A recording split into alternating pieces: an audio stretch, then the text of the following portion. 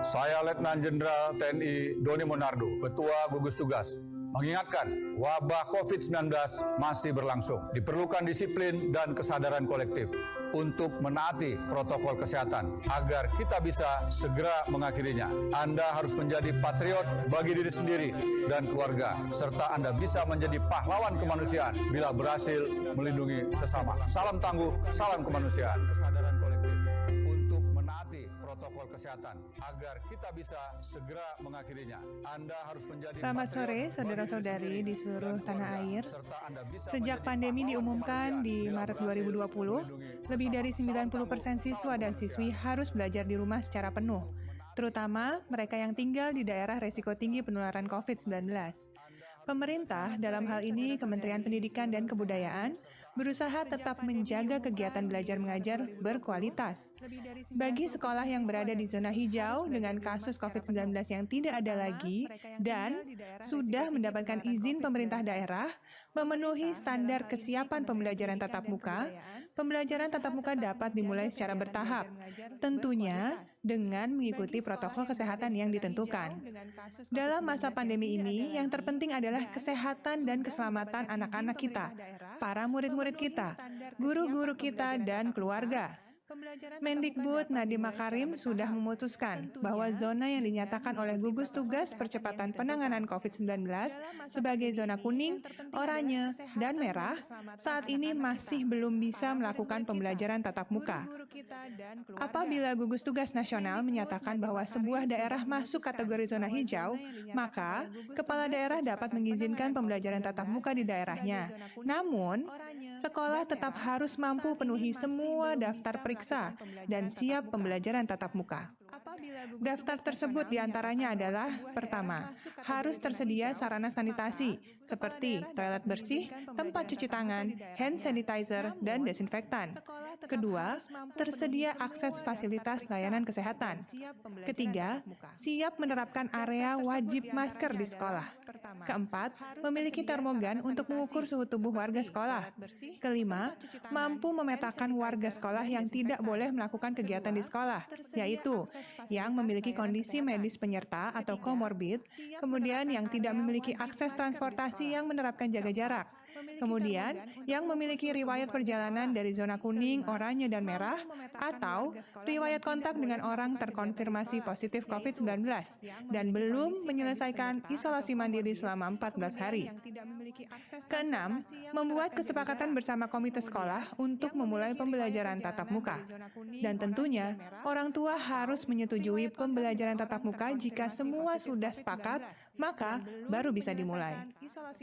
Orang tua atau wali murid harus memeriksa kesiapan kesehatan anak-anak.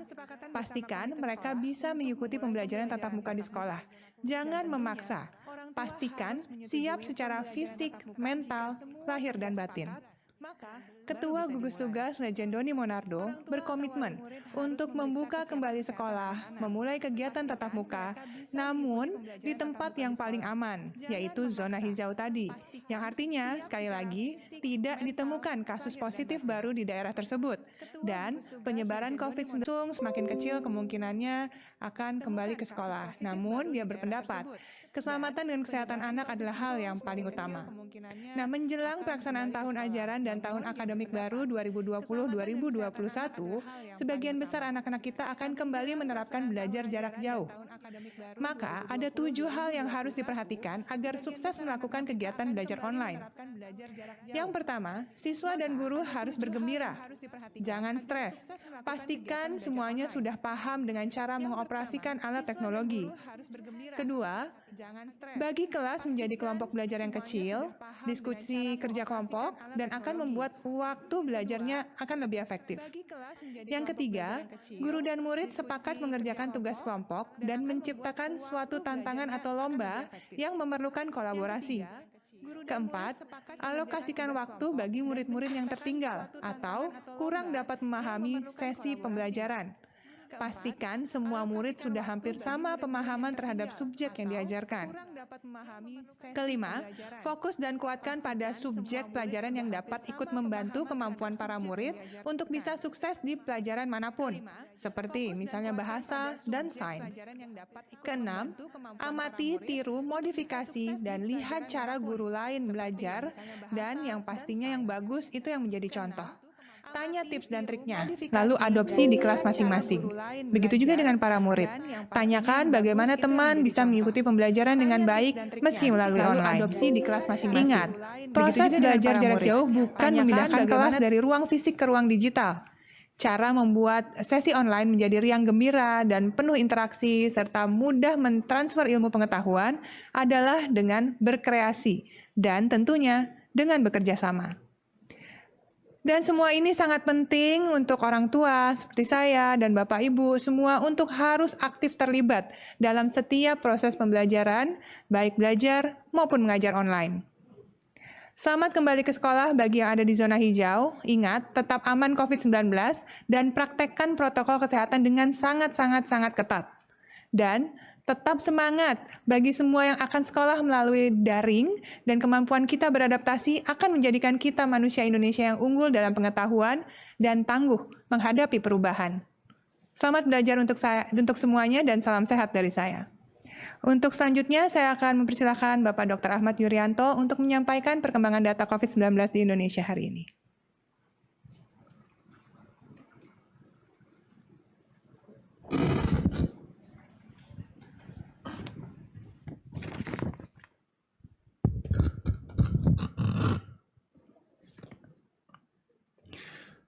Terima kasih Dr. Raisa. Saudara-saudara, hari ini kami akan melaporkan kembali tentang update data kinerja kesehatan yang kami himpun dari kemarin pukul 12.00 sampai dengan hari ini pukul 12.00 waktu Indonesia bagian Barat dari seluruh laboratorium jejaring untuk pemeriksaan COVID-19 yang real-time PCR maupun laboratorium yang menggunakan TCM. Data ini kita himpun dalam satu sistem yang kita sebut dengan all record. Data inilah yang kemudian nanti akan kita verifikasi ulang dan kemudian kita koordinasikan dengan daerah terkait dengan ketepatannya. Hari ini spesimen yang telah diperiksa sebanyak 22.992 spesimen. Sehingga total yang sudah kita lakukan pemeriksaan sebanyak 894.428 spesimen. Dari hasil pemeriksaan tersebut kita dapatkan jumlah kasus konfirmasi positif baru sebanyak 1.447. Sehingga total positif sekarang menjadi 62.142. Kalau kita lihat sebaran dari kasus positif yang kita dapatkan, maka kita lihat bahwa Provinsi Jawa Timur hari ini masih melaporkan cukup tinggi sebanyak 413 kasus baru dengan 100 sembuh. Kemudian DKI Jakarta 223 kasus baru dengan 268 sembuh. Sulawesi Selatan 195 kasus baru dengan 41 sembuh. Jawa Tengah 110 kasus baru dengan 50 sembuh dan Bali 91 kasus baru 24 sembuh. Ada 20 provinsi yang hari ini melaporkan penambahan kasus kurang dari 10. Bahkan ada 6 provinsi yang hari ini melaporkan tidak ada penambahan kasus sama sekali. Bahkan beberapa provinsi melaporkan kasus sembuh lebih banyak dibanding dengan kasus baru yang dilaporkan. Saudara-saudara, penambahan 1.447 kasus baru ini tidak dimaknai bahwa seluruhnya masuk ke rumah sakit. Karena sebagian besar kasus ini didapatkan dari hasil kontak tracing terhadap kasus positif yang kita rawat dan kita temukan. Kemudian kita lakukan pemeriksaan spesimen secara lebih masif. Kita bisa melihat bahwa sampai dengan hari ini tingkat penggunaan tempat tidur di rumah sakit untuk penderita COVID-19 ini hanya terisi 53,50%. Artinya kita kurang lebih masih punya separuh kapasitas tempat tidur lain yang belum diisi.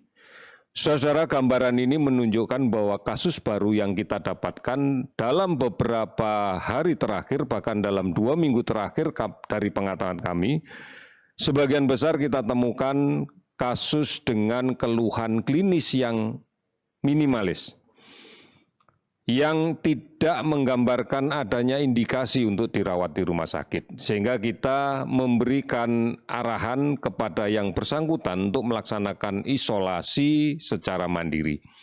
Inilah yang kemudian menjadi penting karena kepatuhan dan kedisiplinan dalam melaksanakan isolasi akan sangat berpengaruh terhadap penularan kasus yang baru. Saudara-saudara, sampai dengan hari ini kasus sembuh yang sudah kita dapatkan adalah 651 kasus sembuh yang baru, sehingga total yang sembuh menjadi 28.219 orang. Dilaporkan untuk kasus meninggal 53 orang, sehingga total meninggal menjadi 3.089 orang. Sampai dengan saat ini, sudah 453 kabupaten kota yang dilaporkan terdampak di 34 provinsi. Artinya kita temukan kasus di 354 kabupaten kota. Tidak seluruhnya kasus baru, ini juga kasus-kasus yang lama karena ada beberapa provinsi dalam beberapa hari terakhir ini tidak ditemukan kasus baru. Kita masih melakukan pemantauan terhadap ODP sebanyak 38.890 orang dan pengawasan secara ketat terhadap pasien dalam pengawasan sebanyak 14.205 orang. Saudara-saudara, gambaran-gambaran ini meyakinkan kita bahwa aktivitas yang dilaksanakan untuk mencapai produktivitas kembali di beberapa daerah masih beresiko.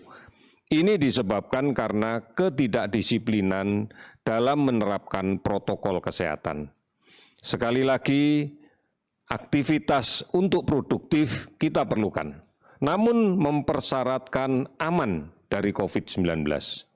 Dan ini bisa kita capai manakala kemudian kita disiplin dan ketat menjalankan protokol kesehatan. Menjaga jarak, menggunakan masker dengan benar, dan mencuci tangan dengan menggunakan sabun. Ini prasyarat utama kalau kita ingin aman dari COVID-19. Saudara-saudara, sekali lagi kami mengingatkan bahwa penularan dari hari ke hari yang masih kita temukan adalah gambaran dari masih adanya orang yang membawa virus ini, namun dia tidak mampu melindungi orang lain karena tidak menggunakan masker, karena tidak menjaga jarak. Dan masih ada orang lain yang sehat yang rentan tertular karena tidak menggunakan masker, karena tidak menjaga jarak, dan tidak mencuci tangan secara sering dengan menggunakan sabun. Ini titik lemah yang selalu terjadi dan inilah yang menyebabkan dari hari ke hari kasus saja masih saja terjadi. Saudara-saudara, mari kita yakini bersama dengan komitmen bersama, terus-menerus bergotong royong, saling mengingatkan untuk menjalankan protokol kesehatan dengan baik. Cara inilah yang memungkinkan kita untuk bisa memutuskan rantai penularan ini. Sudah cukup banyak provinsi yang mulai terkendali dan masih ada beberapa yang memang belum terkendali. Sudah barang tentu gugus tugas daerah akan mampu memetakan secara lebih detail pada tingkat kabupaten kota. Dan gugus tugas kabupaten kota akan bisa memetakan lebih detail lagi pada tingkat kecamatan dan kelurahan. Informasi ini yang dibutuhkan masyarakat untuk tetap waspada menghadapi COVID-19. Kita bisa dan pasti bisa. Terima kasih, selamat sore.